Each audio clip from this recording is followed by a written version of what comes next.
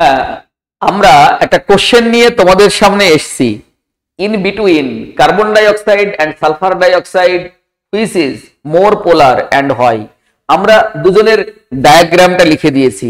Carbon dioxide linear structure and sulphur ডাইঅক্সাইডের has on lone pair because carbon group 14 elements outermost cell contains there are 4 electron and sulfur having 6 electron, so its outermost cell having 6 electron and valence electron 6, so its structure linear, it is bend shaped according to vector rule mu1 square plus mu2 square plus 2 mu1 mu2 cos theta।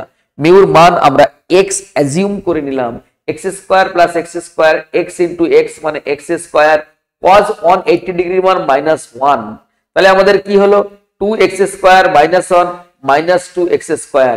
এখানে x square আর x square যোগ করলে হয় 2x square, আর এটা -2x square কাটাকাটি দিলে শূন্য হয়ে গেল। ইট ইজ নন পোলার। শূন্য হয়ে গেলে নন পোলার, শূন্য না হলে পোলার। দেখি এটা কি আসে, একই ফর্মুলা পাঠিয়েছি mu1 square plus 2 mu1 mu2 cos 119.5 degree x square 2x square cos 119 কে আমরা অ্যাজিউম করে নিলাম 120, তাহলে আমরা 0.49 কে মাইনাস হাফ ধরতে পারবো, তাই আমরা এখানে হাফ ধরে নিলাম x স্কয়ার।